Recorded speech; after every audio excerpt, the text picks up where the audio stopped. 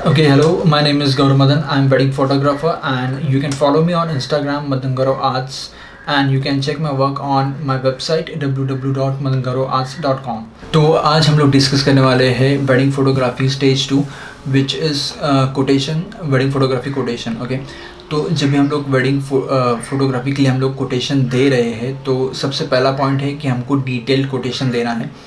Detailed in the sense हमको उसमें जो भी रिक्वायरमेंट्स आप लोग प्रोवाइड कर रहे हो उनके इवेंट्स के लिए वो प्रॉपर मेंशन करना है. फॉर एग्ज़ाम्पल अगर हमारे पास अगर वेडिंग इवेंट हो तो वेडिंग इवेंट के लिए हम लोग क्या क्या प्रोवाइड कर रहे हैं. फॉर एग्ज़ाम्पल ट्रेडिशनल फोटोग्राफी हो या कैंडिड फोटोग्राफी हो या ट्रेडिशनल वीडियो हो, और अगर सिनेमैटिक वीडियो हो तो सिनेमैटिक वीडियो में हम लोग कितने सिनेमाटोग्राफर्स प्रोवाइड कर रहे हैं. अगर वेडिंग आउटडोर में कहीं पर है, कहीं लॉन पर है या फिर कहीं आउट ऑफ मुंबई या फिर आउटडोर में है, तो हम लोग वहाँ पे सिनेमैटिक में 2 सिनेमाटोग्राफर्स के साथ ड्रोन भी प्रोवाइड कर रहे हैं.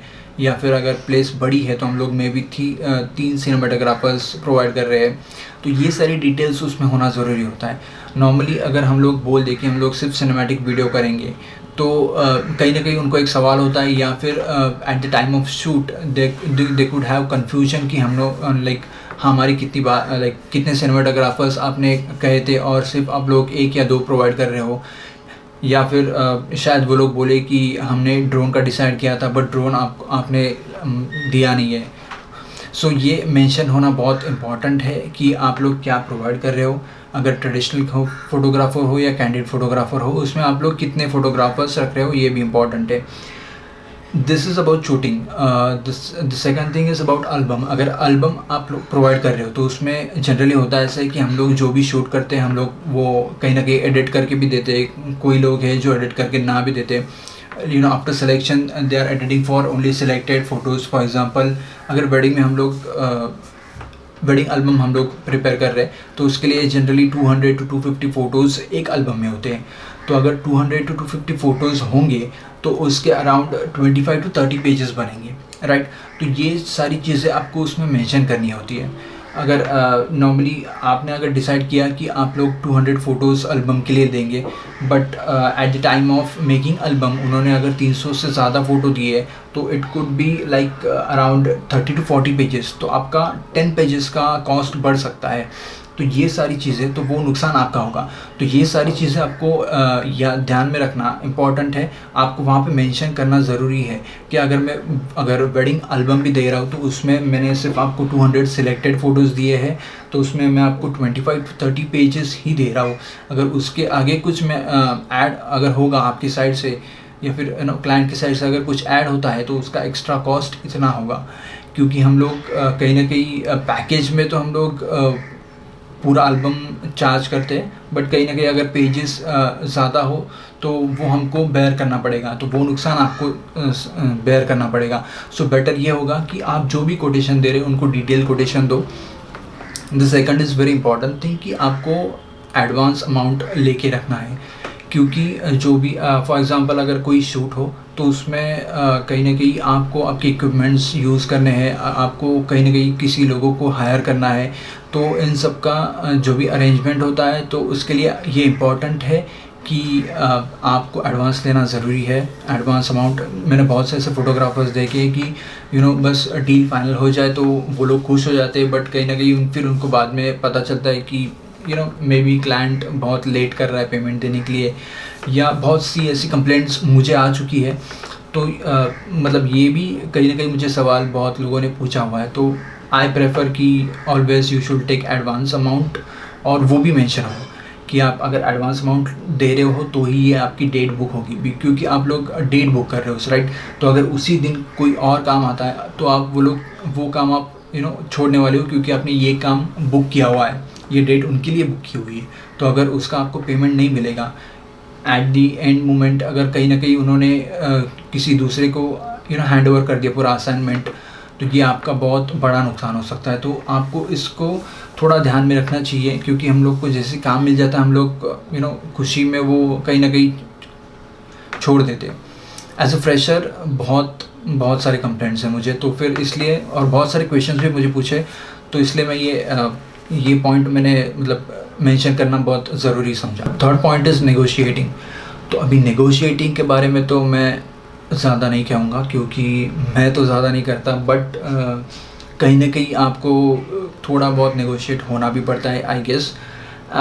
एटलीस्ट एज एन फ्रेशर, या फिर आप अगर कहीं ना कहीं आपका वेडिंग फोटोग्राफी का बिजनेस स्टार्ट कर रहे हो तो आपको नेगोशिएट करना पड़ेगा भी, I don't know, but that it is totally depends on you.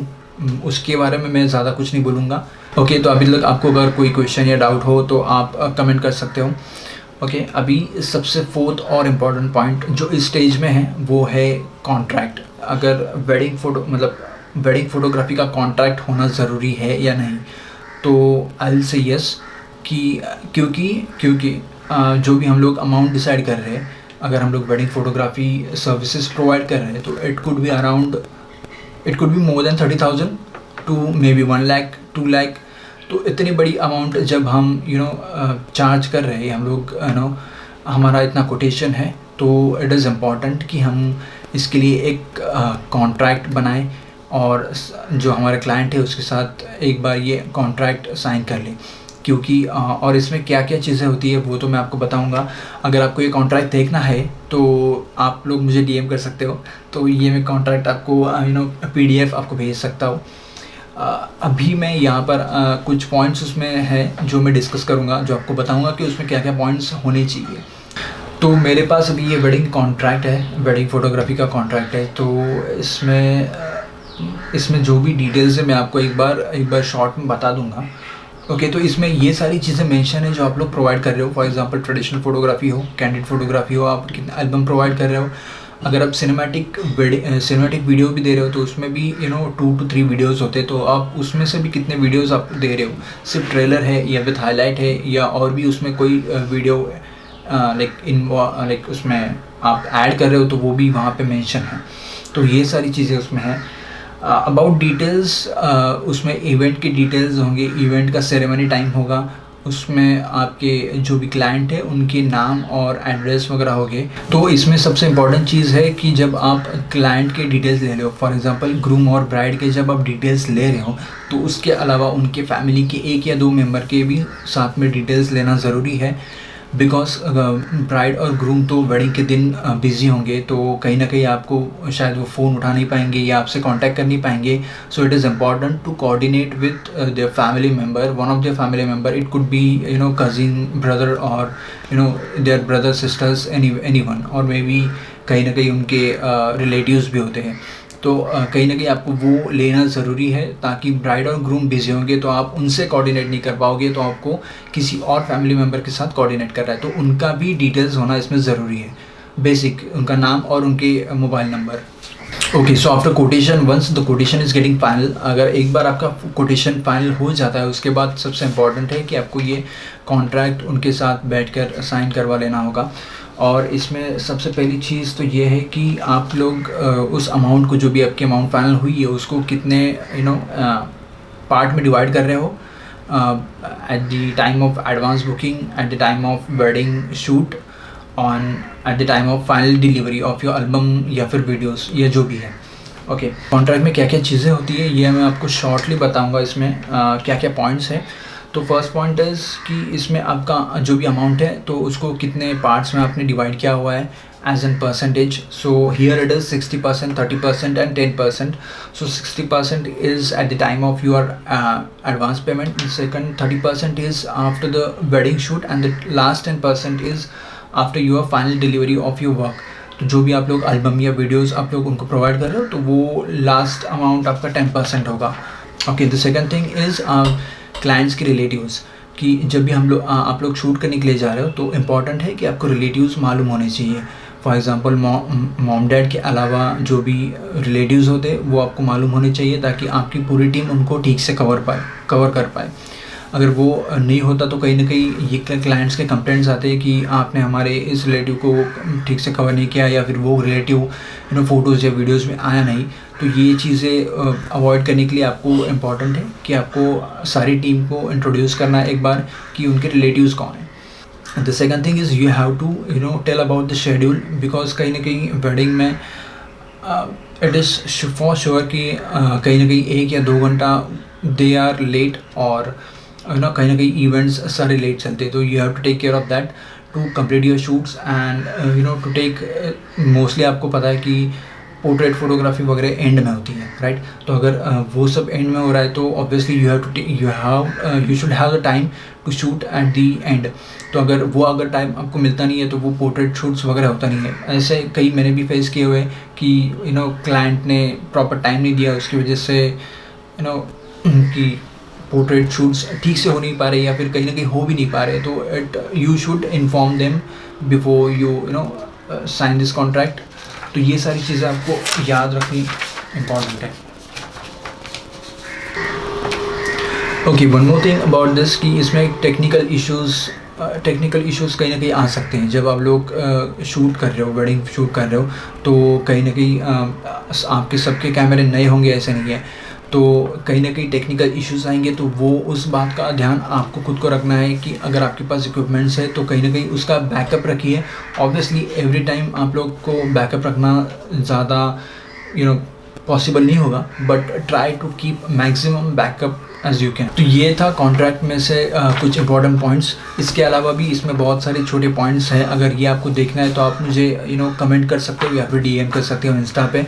आप मुझे आपका ईमेल आईडी या फिर ईमेल आईडी बेटर रहेगा, ईमेल आईडी आप अगर भेज दोगे तो मैं आपको ये मेल कर सकता हूँ पूरा पीडीएफ। तो ये 3 चीज़ ध्यान में रखना इम्पॉर्टेंट है। आप लोग जब भी कोटेशन दे रहे हो तो थोड़ा डिटेल्ड कोटेशन दीजिए। और second, negotiating part it is on you कि आप कितना कोट कर रहे हो एंड आपको नेगोशिएट कितना करना है। आपको नेगोशिएट नहीं भी करना है, that is okay, that depends on you. And the third part is contract. अगर आप मैं प्रेफर करूँगा अगर आप 30 to 50,000 के ऊपर अगर कोई कोटेशन दे रहे हो तो आपको कॉन्ट्रैक्ट करना बहुत इंपॉर्टेंट है, because that is not small amount. Okay, so ये था स्टेज 2 कोटेशन। तो कोटेशन में ये सारी चीज़ें आती है। नेक्स्ट स्टेज होगा आफ्टर शूट, जो हम एल्बम या वीडियोज़ हम लोग डिलीवर करें तो वो टाइम पे हमको क्या चीज़ें ध्यान में रखना ज़रूरी है, तो वो हम नेक्स्ट वीडियो में देखेंगे। अगर ये वीडियो में आपको कोई डाउट या क्वेश्चन हो तो आप कमेंट कर सकते हो। मैं जितना पॉसिबल हो सकता हूँ उतना रिप्लाई करते रहूँगा। और अगर आपको ये वीडियो अच्छा लगा हो तो लाइक और शेयर ज़रूर कर दीजिएगा आपके फ्रेंड्स के साथ, और चैनल को मेरे सब्सक्राइब कर दीजिए। Okay, thank you so much for watching this video.